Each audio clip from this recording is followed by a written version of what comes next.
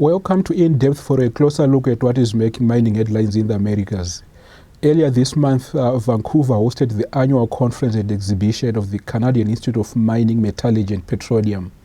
Mining Weekly's deputy editor for North America, Liz Hill, attended the event and joins me now from Toronto to look back at the event. Welcome to the show, Liz. Hi, Martin. Thank you. What were the big themes to emerge from the conference?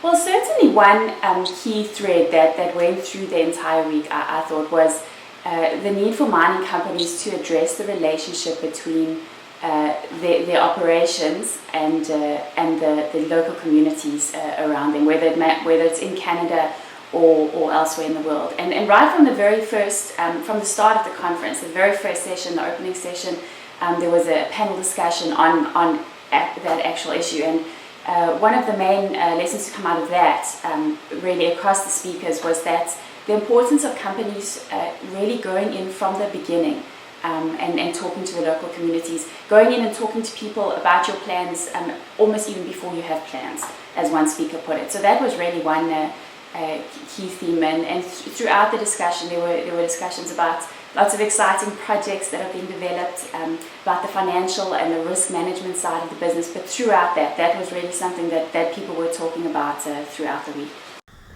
Is the mining industry positive about the future?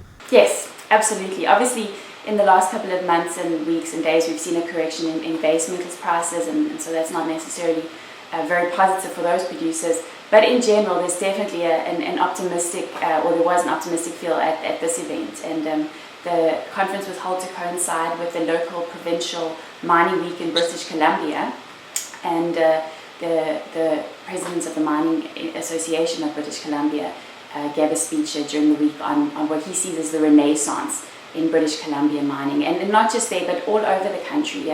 There's definitely there's a lot of exciting projects being developed, and there's a lot going on. And also on the exhibition side of things, that was the conference. On the exhibition side of things, the booths were all booked up as early as February, and just walking around on the floor, there was a really upbeat general feeling of people. They were really surprised and pleased about how busy and how there was a lot going on. People were coming around and talking and doing business. And so, with the success, with these projects being developed, with the mining companies having a bit more cash in their pockets, that's definitely trickling down into the suppliers and the service providers into the industry as well. Surely there are challenges too. What were some of the issues that were discussed at the conference?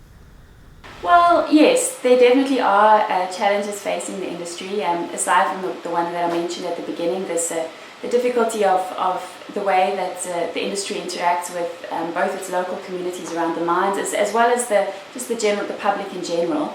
That is a challenge. But then on the sort of paperwork side of the business, there are difficulties that miners are talking about, the regulatory and permitting side, especially in British Columbia, but also elsewhere in Canada, that permitting regulations are multi-layered, that they're inefficient, and these are things that the companies are talking to each other and also trying to talk to the government about. And then obviously the mining companies in Canada need to negotiate the complicated 43-101 requirements. Once you've got a feasibility study, how do you then go on and find financing for your project? The difficulty of making sure that the industry is always innovating and coming up with new technologies, and these were some of the things that were also discussed during the week in Vancouver. Liz, thank you for your time. That's the show for today. Join us again next week for more news and insight on mining in the Americas. I'm Martin Joaquin in Johannesburg. Thank you.